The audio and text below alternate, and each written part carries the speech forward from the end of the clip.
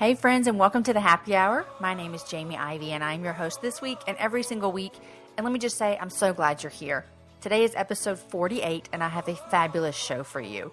If it's your first time to the Happy Hour, I want to say welcome. The Happy Hour is a show where each week I invite a girlfriend to join me on the show, and we literally talk about what we would talk about if we met for Happy Hour together. We talk about the big things in life, the little things in life, and everything in between, and you get to be a part of it. Now, most of you probably know that I love to support social businesses, and one of my favorites is an Austin-based ethical lifestyle and fashion brand, Raven and Lily. They are dedicated to empowering women through design, supporting over 1,000 artisans across 8 countries, including Ethiopia, India, Pakistan, and even here in the U.S. These partnerships offer sustainable employment and a living wage.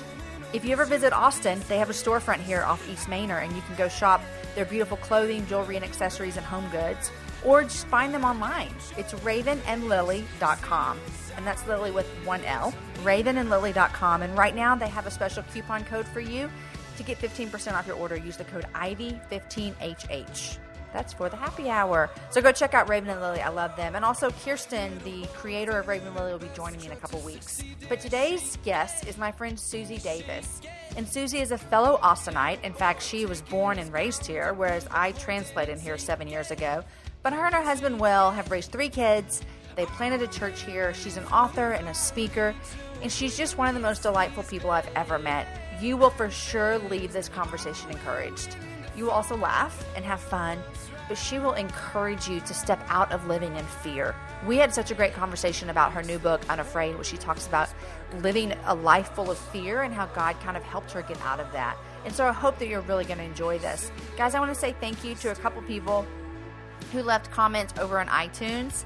Gina Mayfield recently said this. She said, I love the Happy Hour. I found new people to follow on social media, challenged me to read more, and has given me a love for podcasts. This podcast has given me advice on motherhood, challenges me to be a better wife, friend, and follower of Christ, and has made me want to give my life away more to causes that have no voice. So thank you, Jamie, for sharing your friends with us. Gina, thank you for leaving that comment, and thank you for listening. I love everybody I get to share with you. Okay, the next one is from, I'm just going to say it like it looks, Babby. They said this, I just discovered this podcast about 3 weeks ago when Emily Lex came on the show and have been binge listening to this entire podcast ever since. I feel as if I'm around the table with them eating chips and salsa, talking about Jesus and life. I've been sharing this podcast on my blog and with all my girlfriends. Y'all subscribe. Jamie is amazing. Thanks so much for that comment. My favorite thing in the world is to bring women on here that get to tell about their life, because I feel like women love to hear other people's stories, and so that's what we get to do here. So guys, thanks for listening. Thanks for sharing with your friends. And here is my conversation with Susie Davis. Thanks for coming on the Happy Hour with me. Oh, I'm excited. This is going to be fun. So wonderful. How's your day so far? Really good. I got my car cleaned for the first time in like 6 months, so I feel super accomplished. Are you a car cleaner? Like, do you like clean cars? I love clean cars, and my dad always had a clean car for me growing up. Like, he just taught me to do that, and then when I got out on my own, forget it. I mean, Yeah. I really wish I had that value in my life, but I feel like it's like this huge effort to get to the car wash or just go do it myself and, water rationing, blah, blah, blah. So my car's dirty all the time. Yeah. I am the kind of person who will leave stuff in the car all the time. Oh, and yeah, so it's a then closet. It just builds up. Yes. And then Aaron gets in the car and I can see it. He starts like breaking out into a sweat and he starts moving things and throwing things away. And it's like, I want to just yell, kids, hurry. He's going to throw all your stuff away. He hates it. Yeah, Will doesn't really dig it either. He has a Jeep, so he has the doors off all the time. So nothing's ever in his car. So he doesn't understand why I have like bags in the very back of my CRV. It's a small closet. Aaron just doesn't have 4 kids with him all the time either. There you go. Aaron has a Jeep too. I didn't know your husband had a Jeep as well. Yeah, I think that's I don't know if it's an Austin thing or a guy thing, but Will loves his. So does Aaron. Mm-hmm. It's like his thing. Yeah. He loves it. It's a sign of manliness. I guess. I don't know. Sportiness or something. I like it as well. But sometimes in the summer, I'm like, let's just take my car. Like, it's just hot. It's really hot. It is. It's fun when it's like 65 and... Yeah, the 4 days in the spring and 4 days in the fall. It's awesome. Yes, Mhm. exactly. Yeah. Well, Susie, you're here in Austin with me as well, and I want to tell everybody how we first met because I remember when we first met. I don't know if you do or not. I'm thinking I do, Well, but tell me we'll the see if story. it's the same. I think everyone, if you've listened to my show, all the shows or know anything about me, you know I was in radio for like 4 months, 6 months, whatever. But when I first got my job, like literally, like maybe the first or second week, there was some kind of radio award show night. And my co-host on the show was like, "You need to come with me." So I'm like, "Okay." So I went, and you were there. And Okay, where were we? I don't even I know. don't know, somewhere downtown at a hotel. Right. Oh, I'm having a memory. But I don't even think you were even working at the radio. I know you weren't. I I wasn't? don't think so. Why would I have shown up? That doesn't make It doesn't make sense. sense. Maybe you were. Yeah, I This must have was in been. 2000, and my kids came home in 2010, 2011 or 12. I 11, don't, I think. yeah, I don't go to extraneous radio presentations at hotels. I can't imagine, but maybe I did. Maybe, Maybe I a don't friend of yours know. was winning or something. Maybe. I really think I remember that because I was so nervous and I did not know what to wear and I was completely underdressed. Oh my gosh. I just remember feeling like this is the worst. You know, I don't know anyone. I'm new in this industry and I show up completely underdressed.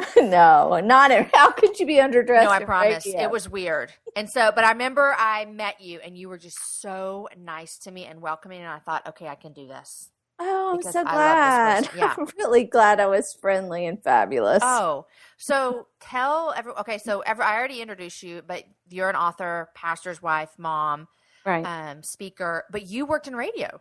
I did. I actually that was a funny story. I was I went in, someone was interviewing me about a book I'd written, and I went in, and the host was there, Gary Walsh, and then it was Randy Phillips was interviewing me. He brought me into the studio to talk about loving your man without losing your mind. And I, had the interview. We had fun. We laughed a lot, and I left. And Gary, the program director and the morning show host, called me and was like, "Hey, would you consider being on the morning show because the co-host that I was with is moving to a different station?" And I was like, "I don't think you understand. Like, I don't understand how to do that, and I'll say the wrong Uh-huh. things." And he was like, "Yeah, I know. It'll be great." And I was like, "Well, okay then." And so that was really how I rolled That's into it. hilarious. You and I kind Yeah, of got in radio the same way, like accidentally. totally accidentally. Uh-huh. And I loved it. Did you love it? I absolutely loved it. I Yeah. had no idea that I would love it. And my situation was different than yours, whereas things at the station I was working at were not as well. I didn't know this going in, and Yeah. everything kind of fell apart shortly Mhm. after I left. Not because I left, oh my gosh, because it was on its way down. But the people I worked with were great, and they now have a new show and are doing fabulous. But it was my first time, and I really thought, I love this. Yeah. How long did you It's do it? I was on air for almost 3 years. Okay. And Yeah, how and old were your kids? Because that was what was so hard for yeah. me. Well, okay, my children were like I'm trying to think. My youngest was maybe a freshman, Okay. and then my next daughter was probably a junior or senior in high school, and then my son was already in college. So it was a big difference. I mean, for me, that was kind of the clincher is that my kids were older, and Will stayed home until our youngest went to school with his Uh-huh. sister. Because that morning time with my kids is just, it was so important. And when you're on the radio on a morning show, you're out the door at like Yeah. 6:15 or something ridiculous. Yeah. So for us, it was good because he was able to be home with them Mm-hmm.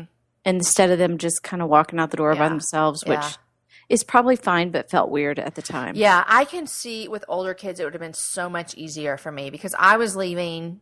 I left the house at 5:15 and Yeah. I was leaving. Only one of my kids was in school, I think, and the others, Oh, like I had wow. babysitters and Aaron travels a lot. So then we'd have people showing up at my house. I mean, it was so difficult with little kids. I Yeah. can see if my kids were in high school, they could get themselves up and drive themselves to school. It's a totally different ballgame. Yeah, it was Yeah. And hard. don't you think that's just the constant struggle of motherhood is is assessing your opportunities and looking at kind of the dreams that you have for your life personally, and then, integrating that into who you are as a mother and a wife. That's really hard. It's so difficult. And in fact, I mentioned I was only in radio for like 4 months because it was such a hard transition for me. And my kids from Haiti had only been home about a year, 2 years.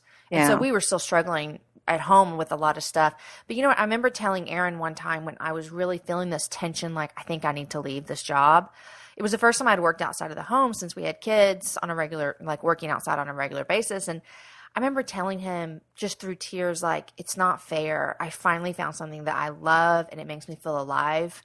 And I have to choose between my family and what makes me feel so alive. And on one hand, my family makes me feel alive as well. I mean, don't get me wrong about that. But it was such a hard decision, and I don't regret it one bit. It was the best thing it was the best thing in our season. But I remember feeling like, this isn't fair. Right. Aaron doesn't have to make this choice. Why do I have to make this? That's what I remember feeling, that tension. And I've worked through that and I'm completely fine with it. But I remember that feeling of just like, this isn't fair. Yeah. And I think that I remember so growing up, I just wanted to be a mom.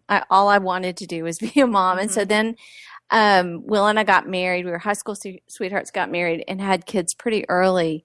And I remember I had babies at home. My oldest, Will, was probably like 4 years old, and Emily was 1, and feeling like I would never, ever do those things God planted in my heart. Like, I would never get to do those big God dreams mm-hmm. that I knew he put there. Yeah. And feeling that same kind of struggle. Someone once used the analogy of it's like there's a beach ball in the ocean, and like the beach ball represents your dream, and you keep trying to push it down, and then it pops up someplace else. And just this tension of trying to manage the passion and the dream in your heart and this really big, important job and fulfilling job of mothering. Right. And everything that comes with it that you don't know is coming when you're a new mom. You don't know how exhausted you'll be and how it just taxes you physically. Yeah. And then when they get a little older, you're taxed emotionally by their development. And spiritually, But what's beautiful? I've thought about this more and more, and I'm rereading Gift from the Sea by Anne Mara Lindbergh. And it's a really, really good read. I don't know if you've read it, but she wrote the book in the 50s, and she is talking about the same tension of being a mother and she was a writer, and having these struggles, these internal struggles that are, I think, uniquely female in some ways, unique to being a mother. But reading her book just made me settle in and realize, and now having children who are young adults, like our youngest is 22, there is time for those dreams. Mm-hmm. And if God, I guess for me, I'm on the backside. I've got 25 years of knowing that it doesn't happen instantaneously, and it might look really different than what I expected. Yeah. But there's time for those dreams. Mm-hmm. And I look at my daughter, Emily, who just got married. She's 25. And I feel like she has so many opportunities that I didn't even have when I was her age, not to do it all. No one can. But to embrace mothering wholeheartedly. And then, if desired, have these other things like you and I are talking about that come up that we're able to do. Yeah. Yeah. It's funny that we're talking about this. I just said to Aaron this last week, I looked at and after I quit my job, after I quit the radio, about a year later, I had almost an opportunity to go back with some different people. And I really wanted to do it. It was a hard decision. And then it just didn't work out. But I told Aaron, I said, I'm so glad I didn't do that. Because I really love what I'm getting to do now with my podcast. Because I feel like God showed me how much I love something. Mm-hmm. And then I kind of got pulled away a little bit, and I realized that my family needed me a lot. And then 4 years later, I get to do this. Yes. I think that's funny, Jamie, because I really think God trains me. Like he gives me these jobs, like literally, this is funny, before I didn't even know how to open a Word doc before I wrote my first book. I'm not joking. And I was working for a friend of mine, Vicki Courtney, who had this ministry. And I will never forget her. She'd already written a book, and she was like, okay, Susie, here's how you do it. Like, open it up, and here's how you edit. And because someone had asked me for a sample chapter, and I was like, I don't even know how to open a Word doc. Right. But I felt like God, he gives me these jobs to prepare me for the next thing. And I always think the thing is the thing, like, oh, radio is the thing. Right. And then you find out, no, it's not really the thing. Yeah. It's a journey, and I'm going to give you something even better than radio. Yeah. I love that. Which this is better than radio. I don't have to get up at 5 a.m. Yeah, crazy, right? Yeah. I felt like I was always so tired. And it's not like I could have gone to bed earlier, but oh no. I'm still living the same life. Yeah. Well, you want to live that, you want to live that crazy radio life. Wow. Well, I'm so glad that I met you, because we have now crossed paths several times, and it's just a joy to know you and see all that you're doing. Oh, thanks. And I feel the same about you. And it's so fun we're in Austin. I know, which is the best city in the world. Yeah, I hate to say it, but it is. I know. A friend texted me like just yesterday, and she was like, if you had to pick one city to move to in Texas, where would you pick? And I was like, Austin. Right. But don't come, because everybody's moving here. Yeah, please. I read the other day that like 164 people moved to Austin a day. Well, can't you feel it? Yes. It's okay, crazy. Let's just say that Austin's really too crowded right now. It's not even fun. And right, you've been here your whole life. I mean, so you born and raised, definitely. Yeah. I mean, I've only lived here 7 years, so I'm a newly transported person. Yeah, Will and I both born and raised, and it has changed crazy. But it still has that fun Austin feeling, which is the reason why people love to visit. It's why y'all moved away and came back. Yeah, we were just gone for 3 years, seminary. And Fort Worth was a cute, fun place to live, but there's nothing like Austin. No. Okay, so Susie, I read your newest book this summer. So you have a new book out called Unafraid. Right. Trusting God in an unsafe world. And I think I texted you this, that Aaron calls me, what does he say? He says I have, what does he say? Worst case scenario disease, WCSD. He's because I always will imagine the worst case thing happening. Yeah. And it is something that's kind of laughable, but I definitely, God has definitely grown me in it, but I definitely still feel the tension in my soul. And so, for example, we'll be in a movie theater enjoying our time, and I will all of a sudden start wondering if someone's going to come in here and do something awful like we've seen on the news. And I try and fight it and fight it and fight it. And sometimes I fight it well, and sometimes I literally don't even know what the movie's about, because my soul is so at unrest, and I can't fight it. So reading your book was so good for me.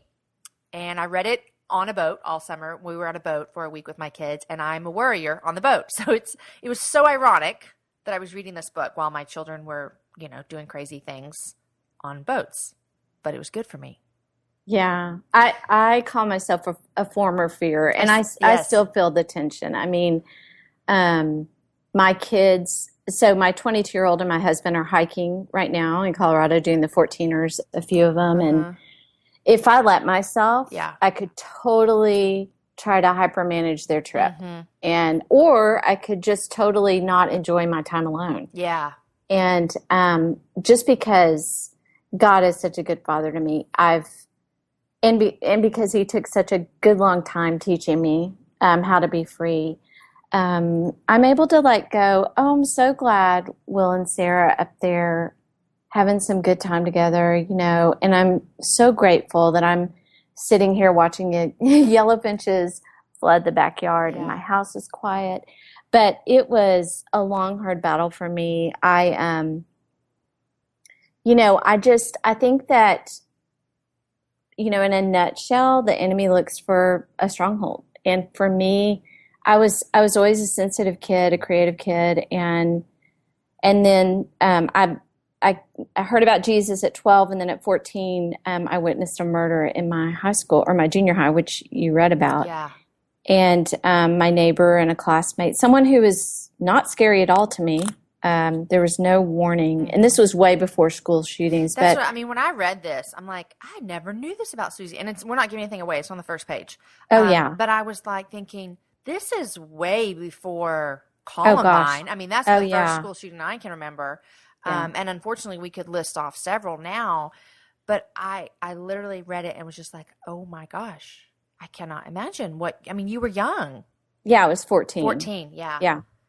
And I think that fear, really found a place. The weird part about fear is that you you start trusting fear to keep you safe. You think if you are doing, like you're sitting in the theater and doing worst case scenarios and looking for exits, that's actually going to keep you safe. Right. You feel as though you have control.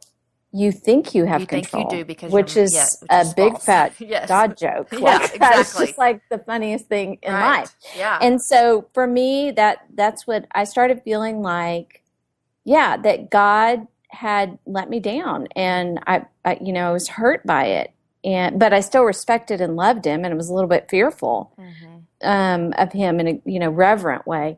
But I was very aware that the world was an unsafe place. Yeah. And so it was my job to take care of myself, which becomes a very big job very quick because there's just so much crap. Am I allowed to say that on your show? I said a bad word once, and so yes, Okay, you can say it's crap. It's a kind of a mediocre bad word in my world. Yeah. But anyway, there's just a lot of stuff in the world, and so you think that you can somehow protect, and I was having panic attacks at 16. I didn't know there were panic attacks, and then I had an eating disorder, which was my attempt to control the world through food, and which is weird. It doesn't even make sense, but if you're a fearer, you get it, because fear infects your life in weird ways. You become a freak, and you don't think you're a freak. You think you're safe. But then when I had kids, Jamie. Oh, I can't imagine. Yeah. Yeah. I was like, oh, dear God, I'm going to have to take care of my baby as well as myself. Yeah. And that's when I went into hyperdrive. Yeah. And I think just thinking out loud through this about hearing your struggle and some of the things that were a result of that with the eating and all that kind of stuff, it makes me think that when someone is so fearful, it is a lot about control. Yes. If I can control the scenario, if I can control that my kids will always be taken care of, if I can control that my husband will never leave me, all of those control things, and then you feel like, well, then I don't have anything to fear because I'm in control and I would never choose for something bad to happen. Well, it's funny. What happens is it becomes super legalistic, and you start thinking if you follow all the rules, then nothing bad will happen. Yeah. And then you get some sense of, which is weird, but you get pride over the fact that you're managing things well. And you don't realize that you're a drill sergeant with your children, and that you're a freak and a weirdo. And because you think that you're doing the right thing and you're being a good and caring person by being this super freak. Right. But you have no joy, you have no peace. You just have a lot of stomach aches and migraines, and you can't sleep at night or sit in a movie theater and enjoy. Yeah. And I get it because, it's unfortunately there's just a lot of violent things happening in the world. Although I don't think we live in a more violent time at all. I mean, historically, Jamie, we live in we're very pampered in the United States. Right. We have a huge bubble around our lives and our kids' lives. Yeah. And yet we're like more stressed out than our grandparents were. Yeah. It's true. It's true. When even in this day and not even looking like how the world has been in, previous centuries, even this day and age around the world, our children are safer. Oh gosh, than they are. Yeah. Yeah. And so we have a warped sense of safety. We have a warped sense of what the world's supposed to look like. And then we're trying to hypermanage it and tell God that he's not really up to the task, Yeah. I remember, and like I said, I mean, Aaron was traveling forever when we had little kids, and God has just been so gracious to grow me so far in this. I remember I had a girlfriend, my friend Angela. She wrote a blog post one time, and I've heard her say this, and it's stuck with me forever. She said, take the worst thing, like the worst thing, like one of my kids getting cancer and sick and then eventually dying. That'd be an awful thing to happen, right? Yeah. But she said, take that and go all the way to the end. Take it to the extreme. My kid dies. What is still true about God? And I remember thinking that, and I was like, that was so reassuring for me, because I'm like, even if this happens, it doesn't change anything about God. Nothing. Yeah. And that actually has been really good for me because it makes me realize that no, even if those things happen, I can still trust him because it doesn't Yeah. change his character what happens. Yeah. And I think that that's true. It is true. But when you're a fear, you're just like, it takes a lot of processing to figure out. And the worst thing someone can say to you is just don't be afraid. My husband used to say it all the time, just stop being a freak. Don't be afraid. Right. Yeah. Jesus can say that to me, but not you, please. Yeah. I'll hear it from God, but not from my husband. But yeah, it's kind of looking at, I think for me, for a long time, I just tried to push down what happened. And instead of pushing down, what happened, God needed to heal it, which is a painful process. So you talk about witnessing the shooting when you were 14, and Right. that is what created what was probably already in you, this fear, and trying to manage that forever. And you say you call yourself that you are a former fear. Is that what you said? Yeah, I'm a former fear. Okay, so like when did outlaw. you feel like that transition took place? Well, the starting point was when I got post-traumatic stress disorder when I was like in my mid-20s. And you had children? Oh yeah, I had Okay. 2 kids at the time and literally felt like my brain was breaking apart. I really felt like I was having a massive breakdown and I would never be normal again. And God flooded over my life a verse, and it's Psalm 22:3, and it's David. He's crying out to God in verse 1 and 2, and he says, "You know what, God, I cry out to you, and you don't hear me. You don't answer my prayers," which is really what I felt like was kind of a decade of my life, like because I was crying out for God to make the world a safe place. And then in verse 3, he says, "Yet you are holy," and that's really what had to happen for me is just this concept of agreeing with God that he's holy, even though a bad thing happened. I became a freak because of it. I felt like looking back now, I lost a lot of joy that decade that I was afraid. I just did. Yeah. And gratefully, God healed me before I totally infected my children. Well, that was what I wanted to ask you about. Yeah. When do you think, are your kids old enough to remember pre-transformation and post of like God changing you and that? My oldest, my son is. Okay. That started, that healing process started when he was about 5. And so he had a good 4 or 5 years of me being hyper diligent, vigilant mommy, and then, it's like God started breaking the fear off, but I had patterns of anxiety and fear so like they were So ingrained in regimented. you. Oh Yeah. my gosh. It took, he flushed out my mind, but it took a while for me to start recognizing how widespread the fear issue was. And so, I would say that, so Will was probably in kindergarten. I would say for the next 4 years, I was tons better. Yeah. Because I recognized and I confessed. Confession is liberty. It's agreeing with God about what's going on. And so I when confessed. You would feel this coming up in your soul, you would confess that you were not trusting God? Oh gosh, yeah. And Yeah. I would say, and I would speak truth over it. I would say a million times, like if I was doing the whole sitting in a theater, that fear starts whispering in your ear, I would say, "Yeah, you are holy." Yeah. I would say it out loud. And or when the invasive, like weird, freakish things come up, like you're just sitting there enjoying the weather, and then all of a sudden you have this image or this thought that something bad is happening to one of your children. And you have no evidence that anything at all is going on, but you just have, it's like impending doom. Right. You're always waiting for the shoe to fall. Yeah. Yeah.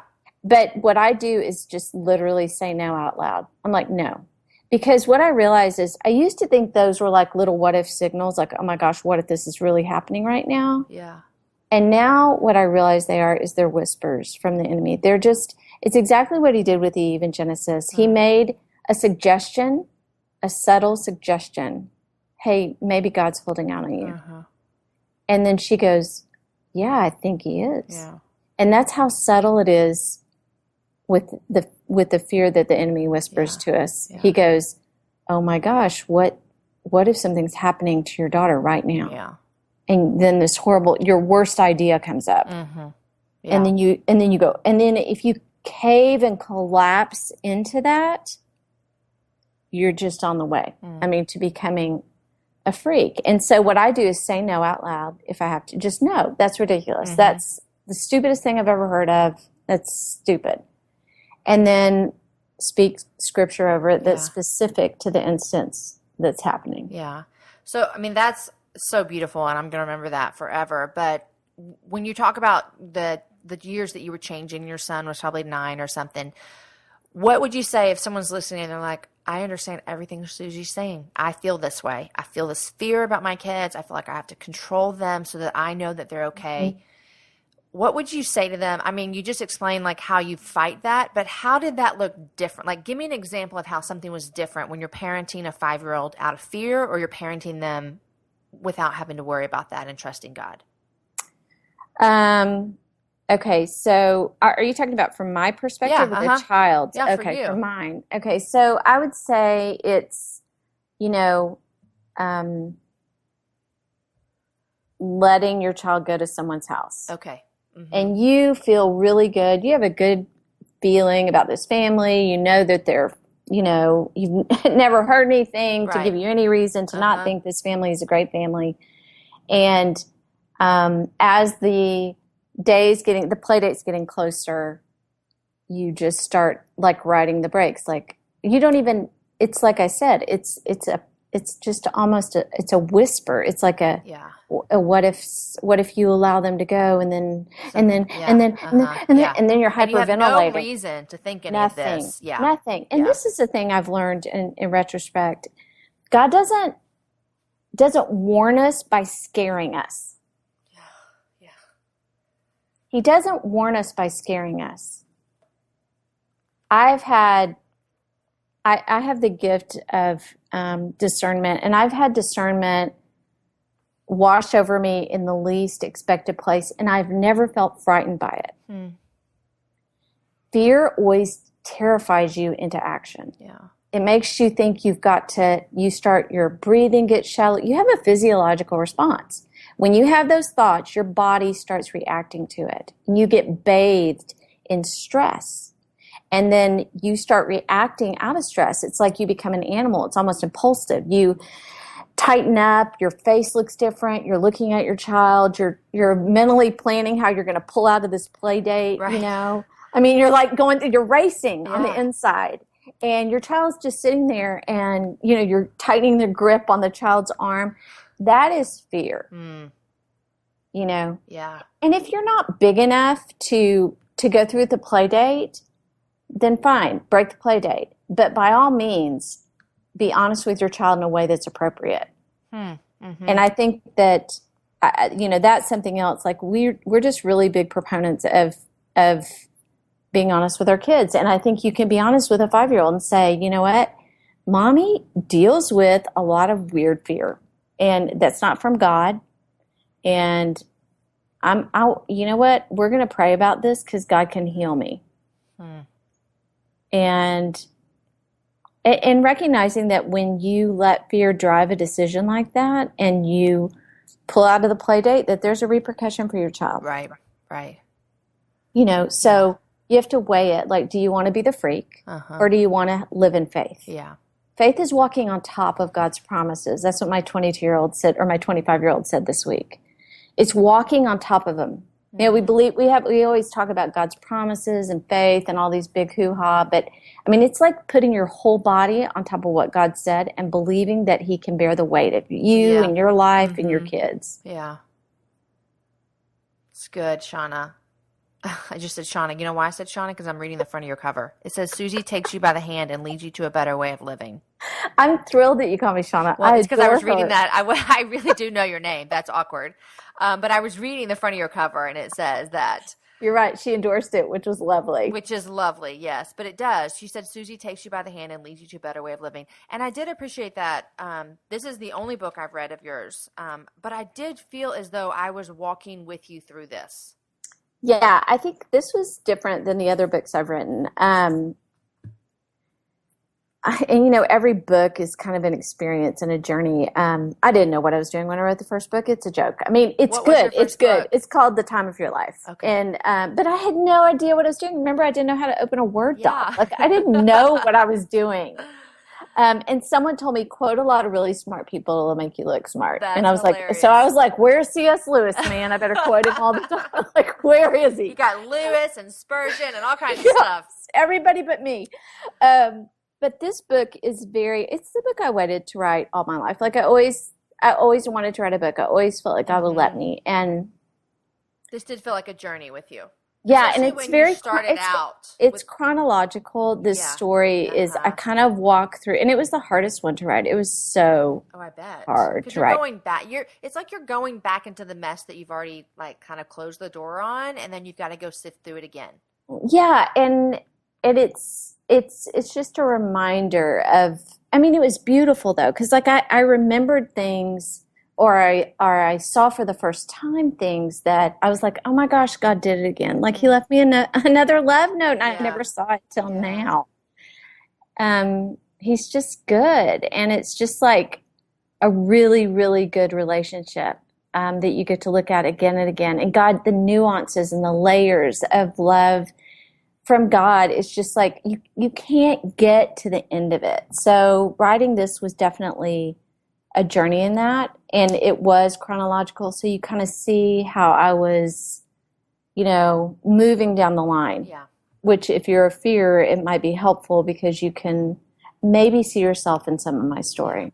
Well, it was great. So I highly recommend everyone that is listening. You. Unafraid is what it's called, and it is a journey, and it was really, really good. So thank you for writing it, for sure. Yeah. Thank you for sharing that with us, because I know that was hard. Oh, no. Hard.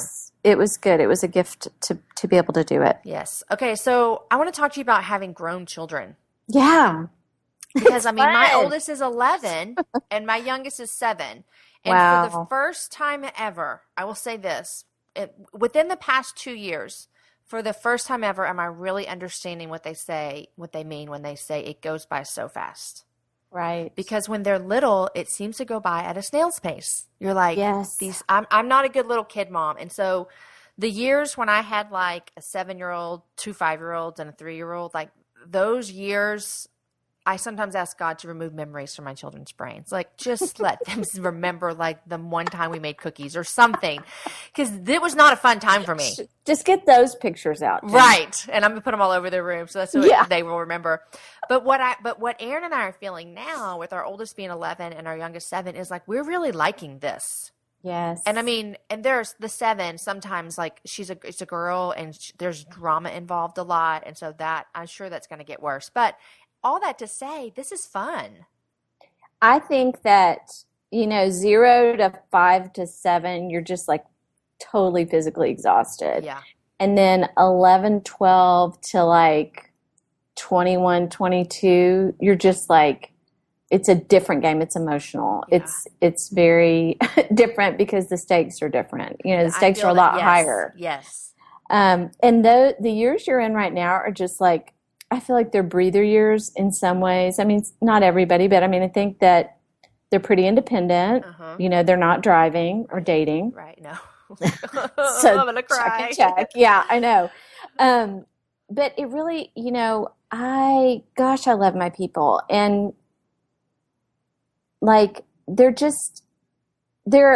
see glimpses of my 22-year-old, I see little pieces of her 5-year-old self in her still. But she's so different, and she's so much fun, and she's, this human, this person I would choose to be really good friends with if I could. Yeah. And that's the fun part. The hard part, Jamie, I'll tell you, and I'm just walking through it, is just,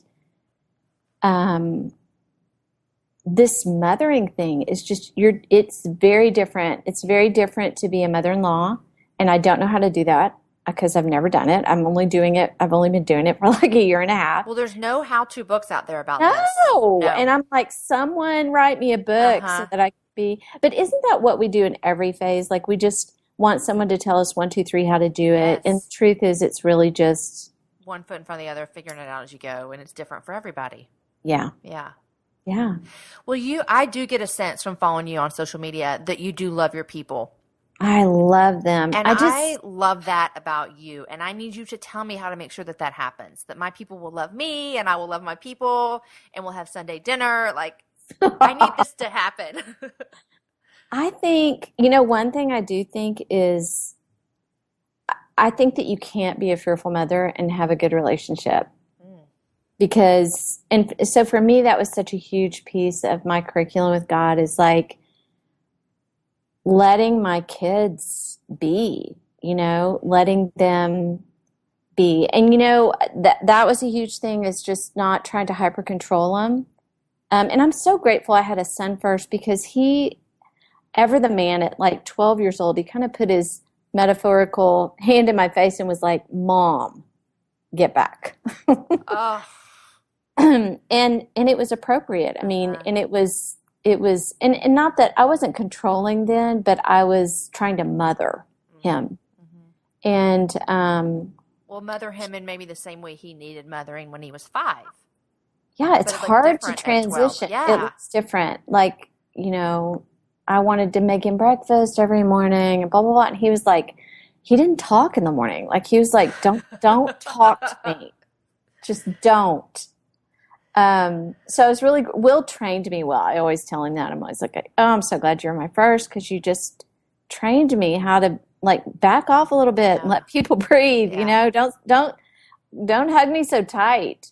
But that's important, I think, is letting them be. And, your kids, we're ministry families. And another piece is for me was like, I was fiercely protective of my kids not over volunteering at church. And when they got to be teenagers, like if they want to go to church with their friends, I was like, by all means, go. Like, don't feel like, and not worry about, I was like, if someone was like, where's Will or where's Emily? I'm like, oh, they're with their friends at their church or whatever. Like, but my whole goal was for my kids to love God with all their heart, all their life. Yeah. And to love the church.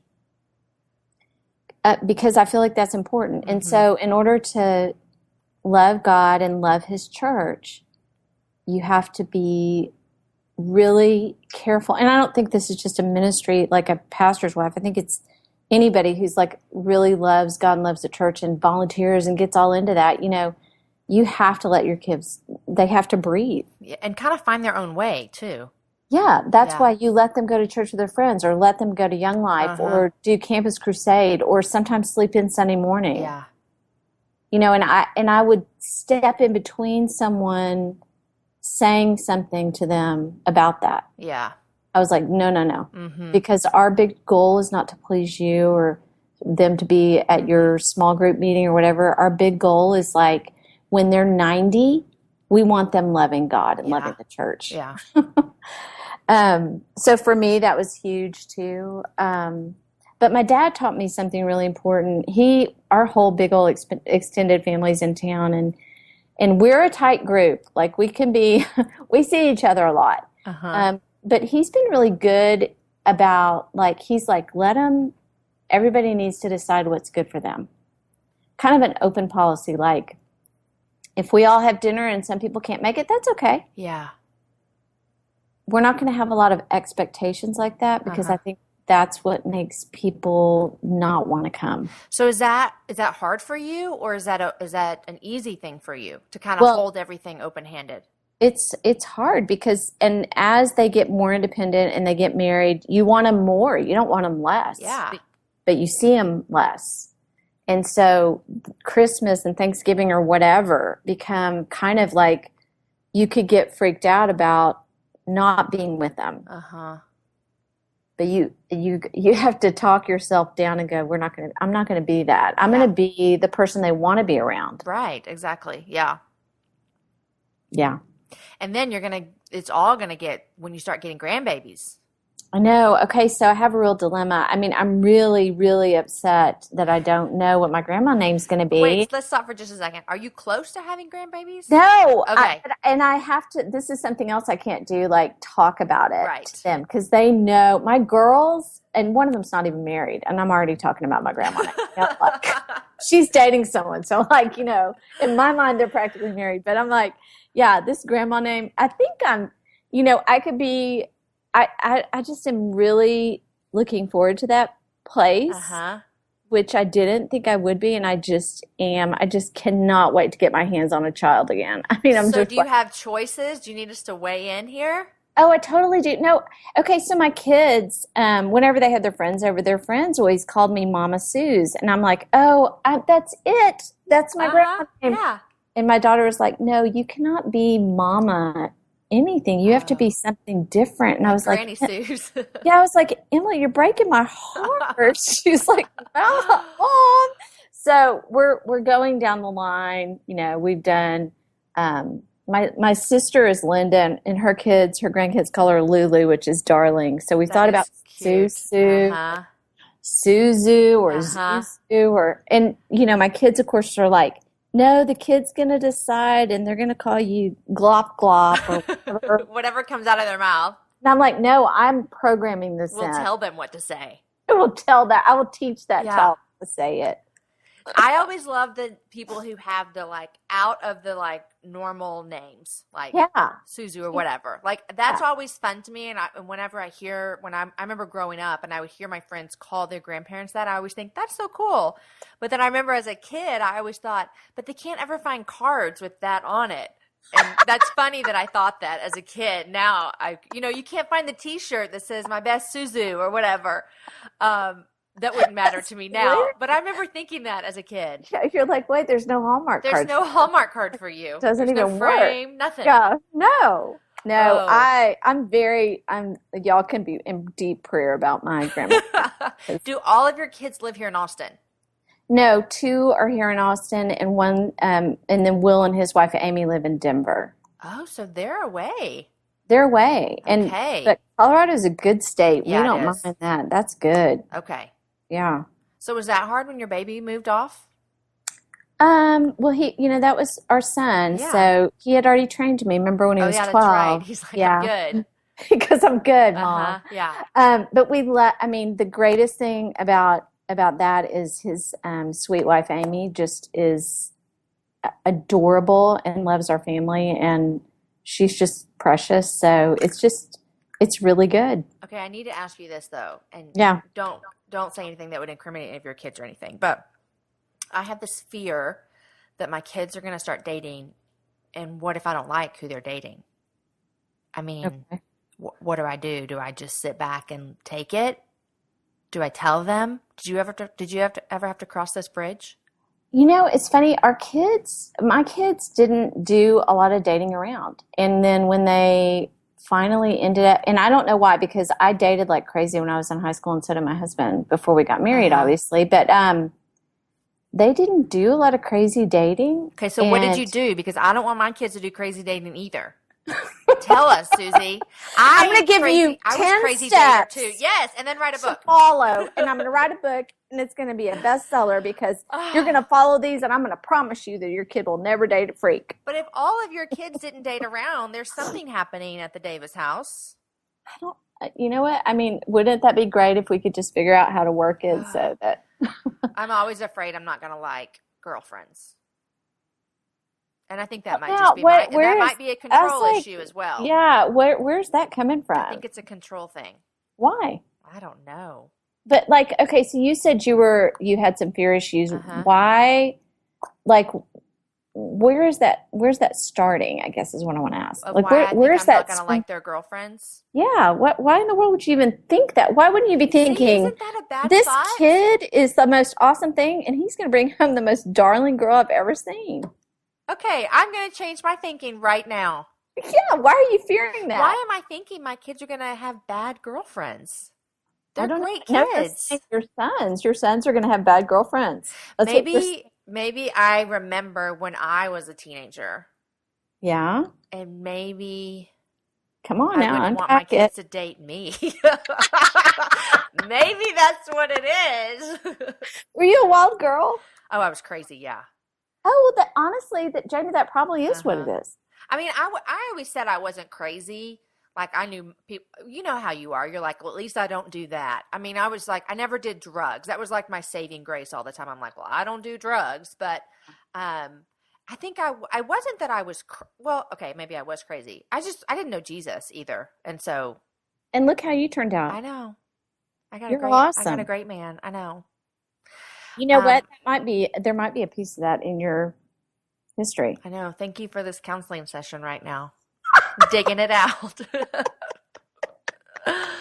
Oh, but you know what? It's so funny. I need to think more about this, and I don't want to talk anymore about it because I'm not. But we had a friend once who was like a lot younger than us in dating, and for no reason at all, I didn't like his girlfriend. Why? What's wrong with Aaron? Used to look at me and be like, "What is wrong with you?" And I'm like, "I don't know. I don't think she's good enough for him," and I have no idea why I thought that. That's interesting. Look at me. I know. We should talk later off. Off the Not on the recording time. podcast. Yeah, maybe at happy hour, real happy hour. Happy we can hour. talk about this. Yes. Yeah. No, but you know what? That was good, Susie. I am going to from now on be like, I'm going to raise great boys that are going to pick great girls. Yeah. Why wouldn't you be thinking that? Like, Yes. the odds are in your favor. Yes. Y'all are cool people. You love Jesus. You live in Austin. I mean, there's just the odds are in your favor that all your kids are going to find awesome kids. I'm switching my thinking right now. Yeah, I should. That is so true. I have no idea why I've never thought that, what you just said. This is a monumental day for me right now. I'm just letting you know. I'm going to send my son. He's not here with me this week. I'm going to call and be like, you know what? I trust you. You're going to pick a great girl. Okay. And he's going to be like, Mom, I'm 11. No, and that is part of it. Actually, that's what I think that's what boys do too when they decide. So is he still kind of a mama's boy or? He's not necessarily a mama's boy by any means, but he definitely is not like, he's 11 for the love. He's a little kid. Yeah, so he hasn't stood up and said, I'm a man, please back down. No, not yet. Yeah, it would be really great for you to hash this out before that happens. Before I go in a corner and start crying. Well, no, I'm just saying because, like, I think that it would be such an empowering thing for him as a young man to feel like you already know that he's going to pick somebody fabulous who loves Jesus and whose heart's in the right place. Like, yeah, that's huge for him to know that before he's even thinking girls are great. Yeah. You know, that is empowering because when you think about it, anytime you go out and do something, if someone automatically thinks that you're going to screw up. Yeah, it can become a self-imposing thing. Yeah. Okay, this is good. Yeah. This is really good. So your youngest daughter is not married and she's at UT, right? She's at UT and she's dating this awesome, great guy that we just adore. Awesome. Yeah, she's a junior, or she's going to be a senior, actually. Did you go to Texas? For a couple months. Okay.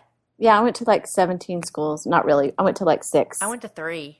Oh, we should talk. I know. It took me like 6.5 years to graduate. Yes. Yep. Yes. And they're like 196 hours or something like that. Yeah. Yeah, and I'm still paying school loans. Yep. It's fun times. Love it. Yeah, it took Aaron 7. Okay. And he only went to one school. That'll tell you something right there. Oh, wow. So he was having fun. Yeah, and switching majors and yeah. And he went full time for 7 years. Wow, bless his parents. I know, right? Yeah. Oh, did Will, your husband, go to Texas? No, Baylor. Okay. Baylor. Yeah, and then he went to got his doctorate and all that. So he was in school for a very long time. Yeah. Yes. Okay. Awesome. I always tell my kids, I'm like, you can go to college wherever you want, but deep inside, I hope they stay in Texas somewhere. It'll just be fun. No, I do. I understand that. Yeah. Okay, what do you have planned for the rest of the summer? Colorado. Nice. We have a cabin up there, a family cabin. And then we'll do a big Frio trip with my side of the family in Lakey, Texas, which we've been doing since we were little kids. Aww. I know, really fun. Just small town Texas. Mm-hmm. That's a great place that has not been disrupted. Do you rent a cabin or what do you do? Yeah, there's we have so many people, we rent like 7 cabins. Okay. Yeah. And just hang out on the river. Yeah. Play cards. Yeah. Eat, talk, just, thrift, go antiquing. Sounds fabulous. Mm-hmm. It's really fun. Yeah. And then my niece is getting married and just, that's about it. Just a really fun, kind of laid back summer. That's great. So wonderful. Well, this has been a great time. I'm glad to talk about your book and I'm glad to figure out how I can love my sons better by trusting them. trusting them with their choice of girlfriends. I'm so excited for them. I know. And for you. I'm really excited. I really do. This sounds really dumb, but I really do feel like that 5-minute conversation we just had has like sparked off the light bulb in my brain that I never thought about. So thank you. Glad. Well, you know, we all live and learn, right? I know. I'm going to call Aaron and be like, I trust the kids. And he's like, what? I'm like, I trust them. They're going to do okay. That's the greatest. Oh, thank you so much. Thank you, Jamie. Okay, for real, thanks for joining me on the happy hour. It's been so fun. And you and I need to do a real life happy hour. I would love to. It'd be my pleasure. Guys, I told you that you would absolutely love Susie. Wasn't there so many things in there that she said that you're like, I have to write this down right now? Well, guys, I wrote down a couple of them for you. If you're looking for anything that we talked about, head on over to my website, jamieivey.com. I put a link to all of her books, any book we talked about, any conversation we've had. I even put a few quotes over there that she said. All of her social media is there. Go give her a follow because you will love her. Guys, I also have to tell you that for a good 10 to 15 minutes after our conversation, we sat and dissected still my worries about not liking my son's girlfriends. Wasn't that just the craziest thing where I just came to this realization? Oh my gosh, why wouldn't I like them? I'm raising young men who love the Lord, who are going to be great young men in society. Of course I'm going to love the girl they picked. Anyhow, I still giggle when I think about it because Susie was like having this little counseling session for me off air. It was wonderful. That's how awesome she is. Guys, Susie's giving away a book, and so I'm super excited. Go follow me over on Instagram. It's at Jamie Ivey. That's where I'm going to tell you how you can win the book. This is going to run from Sunday all the way to Wednesday. So if you are binge listening, sorry you missed it, but I'm glad you're here. I want to say thanks to our sponsor, Raven and Lily. Love their stuff. I wore a necklace of theirs to church today, actually. Love it so much. I also want to say thank you guys for listening, and I'll tell you who's coming up next. We have a lot of good guests coming up. Jen Sprinkle is going to be here next week, and she's just an amazing entrepreneur who lives in Dallas that I just want to sit and pick her brain a lot. So she's coming up next week, and then my 50th episode will be after that, and I have Jen Hatmaker back on. We had a blast chatting, and you're going to love her. We have great stuff to give away. So it's going to be my 50th show, which I'm pretty proud about and excited. Thank you guys that have been here since the get-go. Y'all are so fun. Also, I'm going to be talking to Emily Freeman. She has a new book coming out. We're going to chat about that. Kirsten Dickerson will be here, the founder of Raven and Lily. And my friend Jillian Lauren, I'm going to be interviewing her again, and I'll tell you why I had to do it again. Wah, wah. It was like my first failure as a podcaster. I lost the interview, and I have to do it again. Ah. Anyhow, she's amazing, and I've raved about her book all over social media this summer, so I hope you've gotten a chance to read it, everything you ever wanted. Anyhow, guys, I love hearing from you. Send me a tweet. It's at Jamie_Ivey. Find me on Instagram at Jamie Ivey, especially find me now because I'm giving away a copy of Susie's book. But, guys, I really love hearing from you. The feedback is amazing. I love the questions. I try to answer them with you guys. Check out my blog, jamieivey.com. And, guys, just thanks for being here. It is my joy to do the happy hour. It is literally my favorite thing in the world. And when my real life friends stop me and they're like, hey, I listened to this show and I loved it, or I think you should have this person on. And some of you guys have asked for women that have older kids, and this is what this was. Susie Davis. She's just an amazing woman that can be such someone for us to look up to. So, guys, thanks for listening. I've talked enough. Have a great week. See you later.